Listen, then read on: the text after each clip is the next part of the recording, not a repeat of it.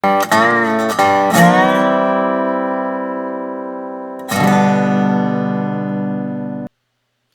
morning, everybody, and welcome back to Coffee with Craig, where we talk about all things firearms policy, politics, culture, media, you name it.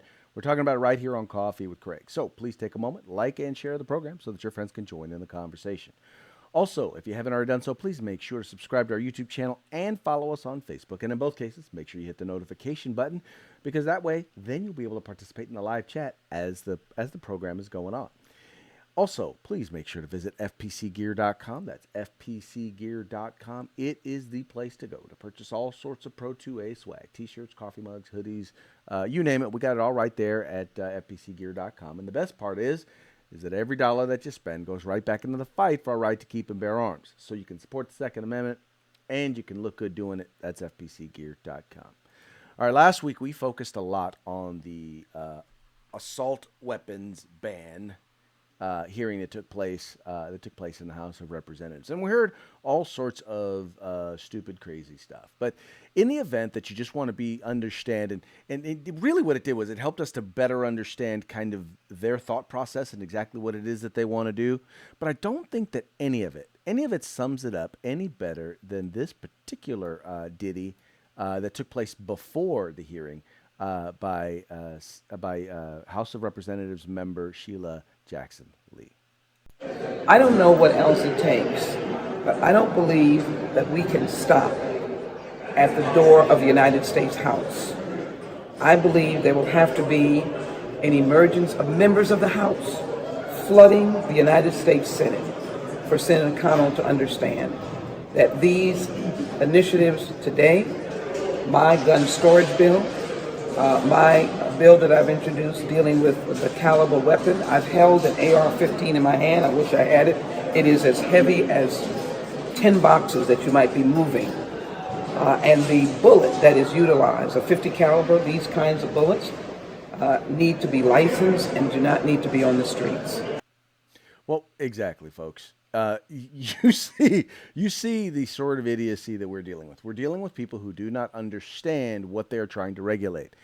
The problem is that what you don't understand, you tend to fear. And in this particular case, she has absolutely no idea what she's talking about. So therefore, she is scared of it. Or at the very least, she's willing to make sure that her people, her supporters, are scared of it. But what we're talking about, to be quite frank, is she's talking about the AR-15, which is nothing like she talks about. The average AR-15 probably weighs about 6 pounds, depending on the firearm.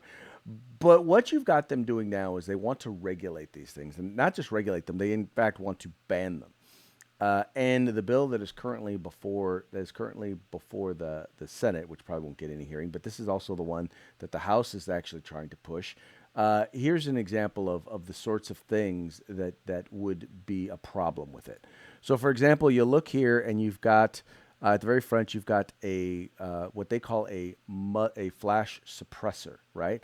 Not necessarily a muzzle device. Now, there's compensators, but not compensators, but flash suppressors. If it has a flash suppressor, it would be considered an assault weapon. If it has a forward pistol grip, it would be considered an assault weapon. If it has a detachable magazine, which that probably should be in orange right there. If it has a detachable magazine, if it has a detachable magazine, it might be an assault weapon. If it has a pistol grip for a handle, it could be considered an assault weapon. And finally, a collapsible stock. It could be considered, if it has a collapsible stock, it would be considered an assault weapon. In other words, everything that we're talking about are simply, one, cosmetic features.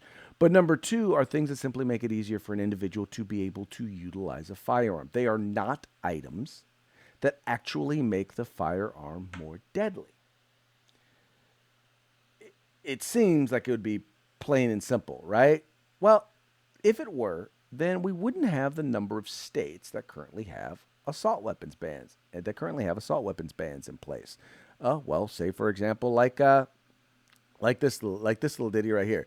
Now you'll notice all of the ones in white actually ban semiautomatic centerfire rifles, while the others, the ones that are in what's that? We could call that dark mustard color.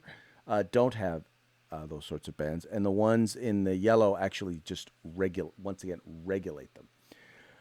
But the reason why I wanted to talk to you today was because there actually is no real. Well, matter of fact, let me get you this. Let me show you this map up close. So here, so now you get this chance to see the map up close, right? So here's the map up close. And what's interesting that you'll find about it is that once again, so you have California, you have New York, you have New Jersey, you have Connecticut, you have DC, and you have Massachusetts, all which have put in place bans. Now, not all of those bans are actually instituted by law. Some of those, I mean, by legislation. Some of those are by fiat. In particular, I believe it's the one in Massachusetts where they just decided, well, you know what? I'm just gonna I'm gonna change my mind as to what is actually an assault weapon. I'm gonna change my mind, and y'all are just gonna have to deal with it. A whole different story. But anyway, so the interesting thing about it though is there was a study that was done, or two different studies that both back up the same thing. Both of them utilizing CDC data as well as FBI data. One was published in July 30th of 2019 in the Journal of Rural Health, and the other one was published on March 28th, 2019 in the Journal of General Internal Medicine. And here's what it found. What it found was that banning certain types of weapons or certain size magazines has little to no, let me say this again, little to no impact on gun violence. I know. Now you know that, and I know that.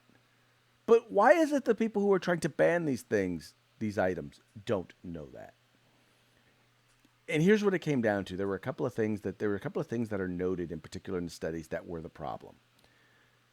The first issue was that these firearms are rarely used in crimes.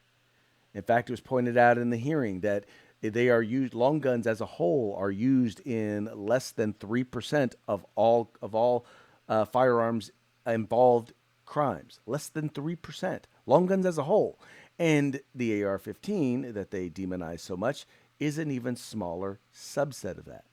There was another study that was done that demonstrated that most people, even when it comes to first of all, mass shootings, they're used in less than 50% of the time. Oh, the overwhelming majority is still handguns are used in mass shootings. But even with that, even when you start then getting into the type of magazine, most times instead of changing magazines, they do what we like to call a New York reload, and they actually just switch firearms. So the size of the magazine, once again, absolutely no impact on gun violence. But the other issue is that, quite frankly, and this is a big one as well, is that, well, this gets to the technical part of it, and that is their lack of understanding as to exactly what it is that they're seeking to ban. And I'll give you an example. You take these two rifles. These two rifles, I think if anyone were to take a look at them, would know that they are basically the same rifle. These two rifles have identically same firepower, same ammunition, same velocity, same rate of fire. But let's take it a step further. Let's be a little bit more specific, okay? So let's take a look at these two firearms in particular. Now, what's interesting about these is, once again, they both one actually has the quote unquote hunting rifle, because we heard a lot about hunting rifles in this particular thing. The hunting rifle actually has a muzzle energy almost double that of the quote unquote assault weapon. The effective range is almost double, at least 1.5 times that of the target of the assault weapon. They still have the exact same number of rounds come out when you pull the trigger. They're both semi-automatic. They both can be reloaded in the same exact amount of time. In both of them, quite frankly, have the ability to have detachable magazines. And oh, by the way, neither one of which is used in the military. But somehow, one, the one on the left, is evil, and the other, the one on the right, is not. One has to wonder why the idiocy continues. And then what's funny is, even when you point this stuff out to them, They still absolutely, positively refuse. But you know what it is? And here's the thing. We all know that this is an incremental step, right? We all know exactly what it is that their ultimate desire is to do. Because you guys saw the hearing. You saw the police chief, Miss Rachel Bratney, and she made it clear what their particular position is. And I believe any weapon that can be used to hunt individuals should be banned.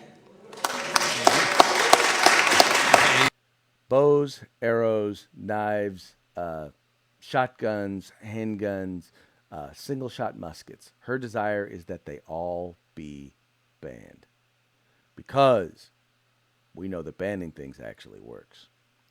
Anyway, folks, that's going to be it for today's Coffee with Craig. We very much appreciate you guys tuning in. We appreciate you liking and sharing the program. Telling your friends about the Firearms Policy Coalition. We are the home in the fight for civil rights. Got to use them or you're going to lose them. You guys take care. If you like our videos, follow, subscribe, like, and share.